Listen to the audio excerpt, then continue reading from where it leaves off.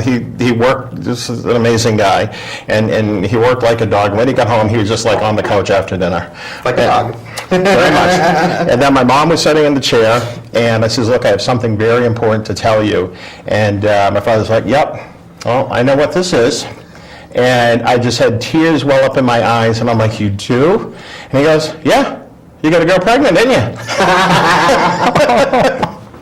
Well, it's the right subject matter. So well, we're kind of going in that direction, and I just came out and I said, I'm gay.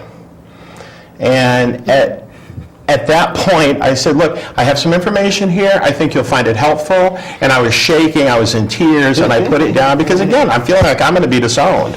This is the end of my family. And I was ready to break that connection if I had to. Right. If they were going to be so horrific to me as I've encountered with other kids, then I was ready to disown them, basically. Yeah. And so I put down the information, and my mother, she just started crying and sobbing. I'm like, oh, geez. I can't stand women crying. And my father just kind of sat there like, like a deer in headlights. I left. 2 days later, my mother calls me up and said, your father wants to talk to you. I'm like, hey, vey, what am I going to do? So I go over, and I come up to the door, and my father's like meeting me out the front door, and I'm like, oh, this can't be good. He's not letting me in the house. Yeah, no, he seems like this big bulldog there. And now he opened the door, he let me in, and he said, well, I was in the Navy, And I said, yeah. And he goes, well, I know that, during wartime, guys had to do what they had to do and so forth. And I'm like, okay. But he was just trying to tell me that he kind of got it a little bit. And maybe for the wrong reasons. For whatever reasons. There was some way in which he could reconcile. He was trying to connect. Yep. Absolutely. And Yep. my heart goes out. You're just such a sweet guy. And he goes, look, I don't agree with it, but you're my son, and I love you. And then I just burst into tears, and I never cut again after that. Yeah. That was the end of it. That was what a profound difference in the weight being lifted. Just when I talk about improving the quality of your life, Yep. just wanting to live again. Yeah. Yes. Yeah, absolutely. Because it was that desperate. And then, like, for persons like yourselves and needing, feeling to transition and so forth, and that, it's just such an overwhelming feeling. I know about the whole gay piece. I can't imagine, how much more challenging it would be for you folks. Just requires a few extra doctors. A few extra doctors. A lot of money. A lot. Oh yeah, a lot of money. It's interesting though. I was born very late, and I was a change of life baby. My mother was 44. Cheers. So I sort of know how that is. And unfortunately, in my case, my parents were both gone before I transitioned, so I was never able to talk to them. I think that they would have been okay with it. I believe that both my parents would have handled it all right.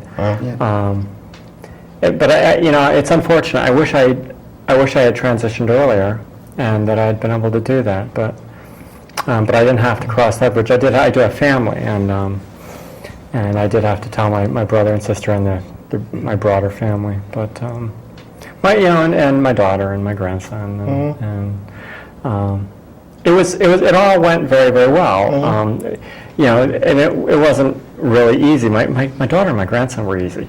Yeah. It's like no problem. Younger generation. But my brother and sister were a little bit, my sister was tough. Yeah. She went into this, all about her thing. And it's like, I'm losing my brother, and it's like, no. You never had a brother. I'm the same person I always was. That just makes it worse. I didn't say. Actually, I did not say that. But I finally had to say to my sister. I had to say, look, Amy, this isn't about you. This is about me. Yeah. And she's cool with it. My family's good with it. But see, where my dad was good with it, my mother wasn't good with it. Yeah. She wasn't horrible. However, well, just put it this way, it took her 7 years to say the word gay after I came out to her. She would always refer to it as the way that you say that you are. wow. Yeah, That's a mouthful. Yeah, I know. It's like, so 3-letter word compared to like 7 words or whatever.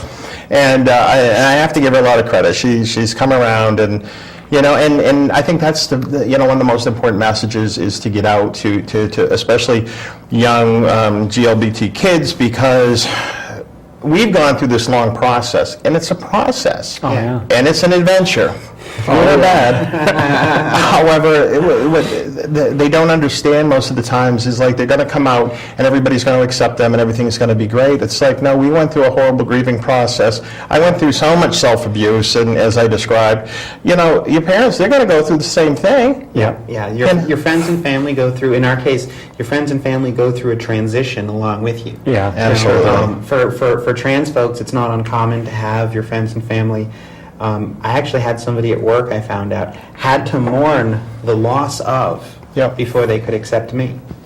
Yeah, I believe that. It's, you know, sort of one person has to die, and there's a pseudo mourning process involved for some folks. It's that intense, and it's like, and that generates a lot of guilt. I don't want to upset my friends and family's lives with this decision. Yeah. So much so that you know, I contemplated putting it off until my parents were dead, so I couldn't embarrass them. And so many people do that. And I know someone who did. You know, she put it off till her parents were gone because they wouldn't have dealt with it, and it was too much. Yeah, I know. When we came to my grandmother's, my grandfathers had been passed long before when I was very little, and they're like, well, you can't tell your grandmothers about this because you're going to kill them if you do that. Well, yeah, I didn't kill them. Didn't kill them. No. You know, they were much more resilient than my parents were, for goodness sakes. And so Yeah. it's almost like that next generation kind of gets it, I think, a lot of times, where they're like, yeah, we've been through the ringer at this point. Our kids just about killed us. So now with our grandkids and everything, it's like, all right, well, I may not wish this for you, and I think a lot of times, you know, our parents, they're getting the news, they're seeing that we are dying it's a pandemic around the world and being murdered, and, you know, they worry about that, of course. Sure. So as much as they try to push us away, I think for so many folks, and that was one of the things my father, you know, had said to me, is like, you know, you're going to have a really hard life. And yeah, this hasn't been no easy road. So it goes back to the choice thing. Why the hell would I go out and choose Exactly. to put myself through cutting, drug abuse, you know, alcoholism, I mean, the whole 9 yards, because I would just want to be this way. I mean, Yeah. Nobody Nobody would you know, do this. Nobody in their right mind would do it, and we have to have therapists tell us we're in our right mind to do this. yes, that's true, absolutely. That's true. So I have documentation that I'm not crazy. Yeah, that's true. We do. But you know, it's an interesting thing. We have been through a lot. I mean, we sort of share that you know, our lives have been, you know, probably a little less than normal because of who we are and what we've had to do and the choices we've had to make. And some of it has been, you know, I describe some of it as crawling through the depths of hell and surviving. But you know what? When I look back at my life, I wouldn't want it any other way. What I have been through, you know, I mean, I could say, wow, you know, I mean, and there's a part of me that wishes I had been born an XX chromosome, you know, and that I cry myself to sleep at night sometimes thinking about that. But when I look at what I've been through, that is what has molded me into the person that I am, and I'm not sure that it's really a bad thing. You know, when I look at the you know, where I am now, it's like, I needed to go through this to be the person I am, and I'm happy with the person I am. Right. So why would you change anything? I think that's so insightful, and a very common question I get during the speak outs is, well, if you could change, would you? And I have to say, in the beginning, I would say, yeah, no, I would want to change, but probably at least 10 or 12 years ago, I decided, just for the exact same reason you said, no, I wouldn't want to change for anything because I'm a hell of a lot nicer person I am as a gay man than I was when I was putting on the facade. I came out of high school and I became a cop. Yeah. I was under the ridiculous notion that